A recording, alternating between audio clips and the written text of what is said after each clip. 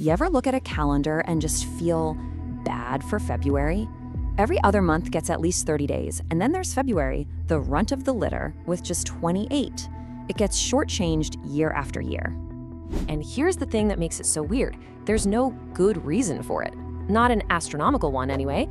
The Earth's orbit, the moon's cycles, none of that lines up to make one random month shorter than all the others. So what gives? Well, the answer is a wild ride. It's a story that's over 2,000 years old, and it has absolutely nothing to do with science. Instead, it's all about some very human things: deep-seated superstitions, political power grabs, and a myth that you've probably heard and almost definitely believe. All right, to get to the bottom of this, we have to go way, way back. We're talking ancient Rome, and their first attempt at making a calendar, oh boy. It was, to put it nicely, a complete and total mess. Get this, the very first Roman calendar only had 10 months. It kicked off in March and ended in December. And yeah, Deca means 10, so that checks out. But what happened after December? Nothing. Just a 61-day blank space. They just didn't count winter.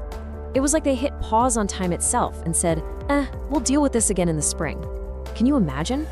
So eventually, around 700 BCE, a king named Numa Pompilius comes along and says, all right, this is just ridiculous.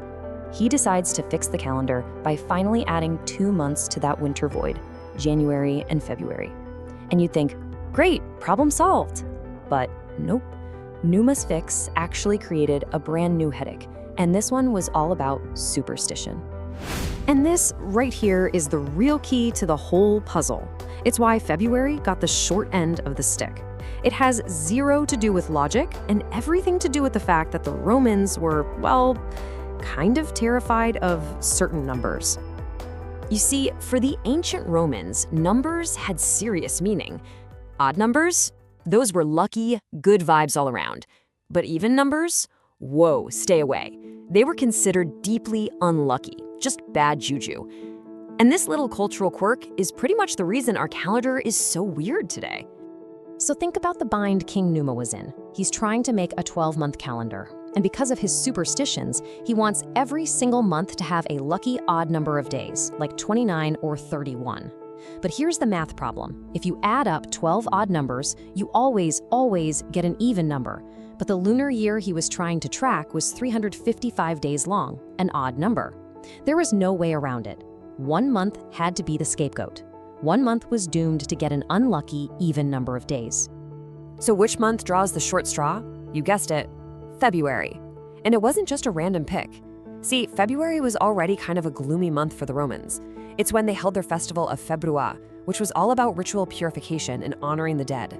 So since it was already the month of spirits and, well, death, they basically shrugged and said, might as well make this our official unlucky month. They slapped it with 28 days and called it good. But surprise, surprise, this calendar was still a disaster. It didn't line up with the solar year, so the seasons started drifting all over the place. And the way the Romans tried to fix that just made everything way, way worse.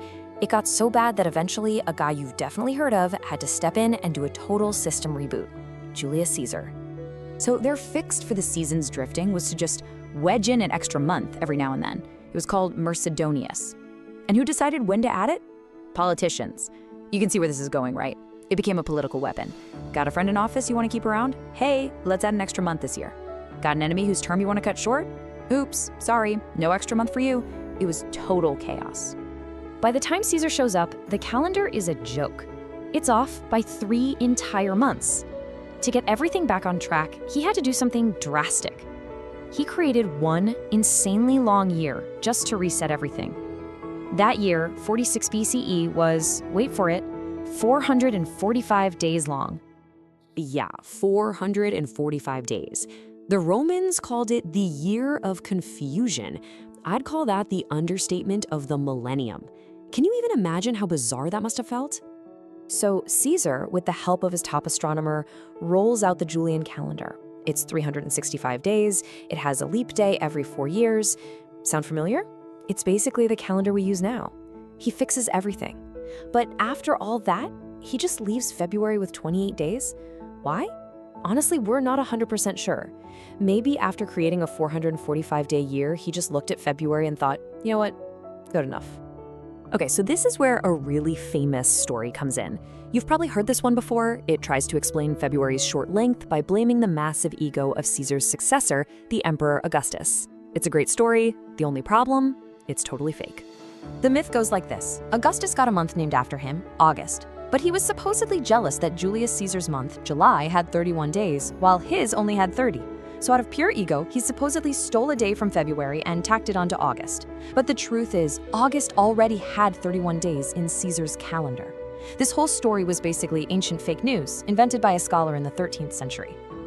So what did Augustus actually do? Well, he did fix the calendar, but it was a different problem. Turns out the priests in charge had gotten the leap year rule wrong. They were adding a leap day every 3 years, not every 4. So Augustus just corrected their math, put things back on track, and yep, left February exactly as it was. And that's pretty much where the story ends. That decision, or really that lack of a decision, has stuck with us for more than 2 millennia. Think about that. We are still organizing our lives based on a quirk of ancient Roman superstition.